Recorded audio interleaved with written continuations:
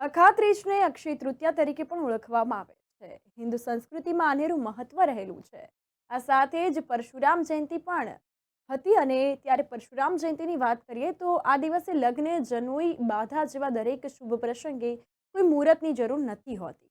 અને ત્યારે અખાત્રીજનો પ્રારંભ થયો ત્યારે રણછોડજી મંદિરમાં ખૂબ જ ધામધૂમપૂર્વક આ તહેવાર મનાવવામાં આવ્યો. અક્ષય તૃતીયા કાલથી જ્યેષ્ઠ પૂર્ણિમા સુધી શ્રીજી મહારાજને ચંદન સેવા તેમજ રાજભોગ સમયે વૃક્ષસ્થલના શૃંગારવાળા કરીને ચંદનના વાઘા ધરાવાયા અને ઠંડક થાય છે એ ભાવથી ચંદનની સાથે બરાસ, કપૂર, અત્તર, કેસર અને ગુલાબજળ મિશ્રિત કરવામાં પણ આવે છે.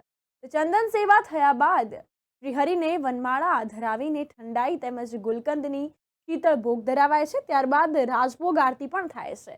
તો જ્યેષ્ઠ પૂર્ણિમા સુધી ઉત્થાન દર્શન બાદ શ્રીજીને શયન ભોગ અને સુકડીનો ભોગ ધરાવવામાં આવે છે અને બાદમાં સાંજે 6 વાગ્યાના સમયમાં શયન આરતી કરીને શ્રીજીને ફૂલના શૃંગાર ધરાવીને શીતળ ભોગમાં દૂધ ભાત આરોગીને શયન થાય છે.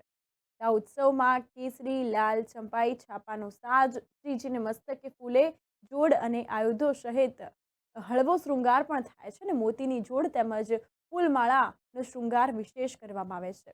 આ અંતર્ગત ગઈકાલે અક્ષય તૃતીયા અને પરશુરામ જયંતિ હોવાથી ખૂબ જ ધામધૂમપૂર્વક ભક્તો ઉમટ્યા હતા અને કેરીનો રસ તેમજ દૂધ ભાતનો વિશેષ ભોગ પણ આરોગવામાં આવે છે.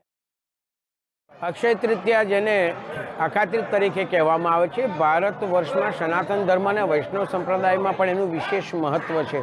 આજનો દિન અતિ પવિત્ર દિન છે ને ભગવાનને આજે રાજાધિરાજ રણછોડરાયને આજના દિનથી નિત્ય રાજભોગમાં ભગવાનના વક્ષસ્થળ પર ચંદનનો લેપ લગાડવામાં, ચંદન વાઘા ધરાવવામાં આવે છે.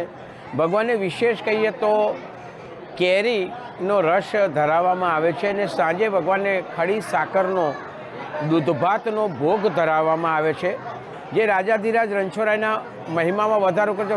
વૈષ્ણવ સંપ્રદાય અનુસાર આજના દિવસે રણછોડરાયજી મંદિરમાં શુભ સંકેતો ગણવામાં આવે છે. સ્વયં સુદામા પણ આજના દિવસે કૃષ્ણ જોડે મેળાપ કર્યો હતો અને ત્યારથી ધનવાન થયા હતા. એ એક મિત્રતા ભક્તિનો એક ખૂબ જ સુંદર છે.